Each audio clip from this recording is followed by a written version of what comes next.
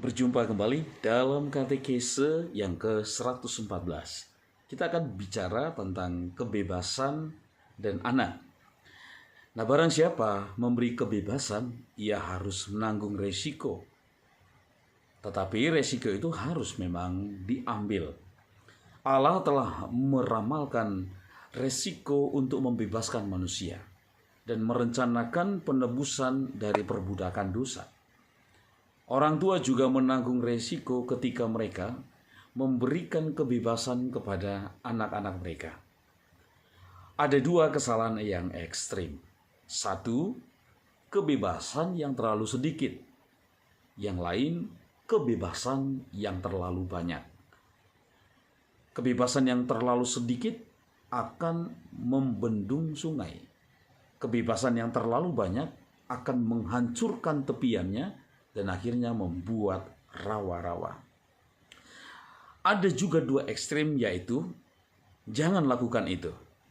Ekstrim yang lain, aku tidak peduli.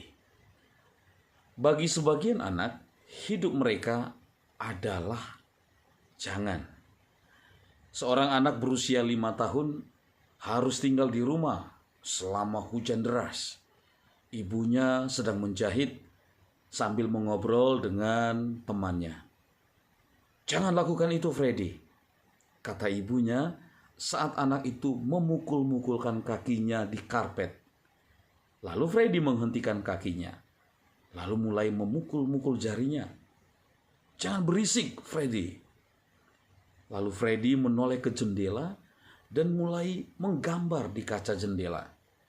"Jangan coreti jendela, Freddy." Diikuti dengan "jangan masuk ke lorong itu" saat Freddy mencari cara untuk melarikan diri dari kata jangan. Bocah lelaki itu dengan sikap pasrah tetap diam sejenak dan kemudian dengan desahan panjang dan bertahan, ia berkata, "Ibu, ada yang bisa saya lakukan." Ekstrem yang lainnya adalah lakukan apapun yang engkau mau. Seorang anak yang selalu bermain permainan tanpa aturan dan di luar batas, pastilah ia mulai membenci kehidupan yang ternyata begitu tidak menentu. Akhirnya ia mengeluh kepada ibunya, "Ibu, apakah aku harus selalu melakukan apa yang aku mau?" Seorang ayah yang mendengarkan ibunya membaca buku psikologi yang memberikan kebebasan tanpa batas berkata kepadanya, "Di manakah tertulis bahwa kita harus menggunakan kebebasan yang seharusnya kita miliki?" Terlalu sering kebebasan itu dianggap sebagai sumber dari semua tindakan indisipliner. Tindakan represif atau menekan kemudian digunakan, yang menciptakan bahan bakar untuk pemberontakan. Santo Agustinus mengenang kepahitan hari-hari pertamanya di sekolah. Ia menulis, "Aku lebih suka mati daripada menjadi anak-anak lagi." Kebebasan seringkali memungkinkan tindakan indisipliner, tetapi bukan penyebabnya. Sekali lagi, kebebasan itu bisa saja memungkinkan indisipliner, tetapi bukan penyebabnya.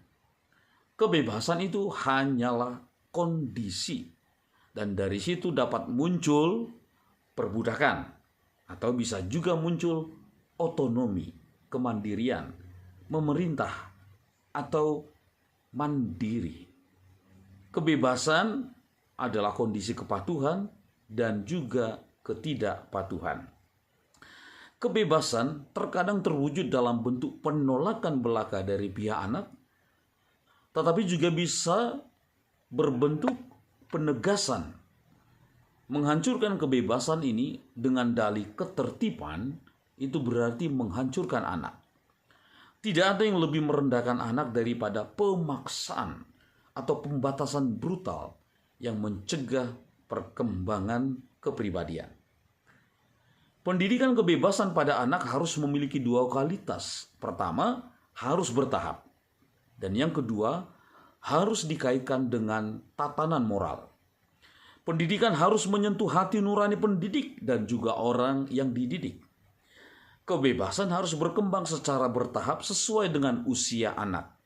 Pada masa bayi, kebebasan ini terkadang berkembang ketika anak meniru orang tua atau orang-orang yang ada di sekitarnya, atau mengikuti saran-saran yang mendorong anak untuk bertindak secara spontan. Nah, puncak kewibawaan moral tercermin dalam sikap orang tua yang berkata, "Nak, aku mohon ketaatan karena aku bertanggung jawab kepadamu di hadapan Tuhan." Sebaliknya, jika anak dididik secara moral, anak juga akan memiliki perasaan dalam hatinya dengan berkata, "Aku akan menaati orang tuaku, karena orang tuakulah yang menggantikan tempat Tuhan di rumahku." Di mana ada cinta, di situ ada ketaatan. Di mana ada ketaatan, di situ ada penemuan kebahagiaan. Demikianlah katekese singkat.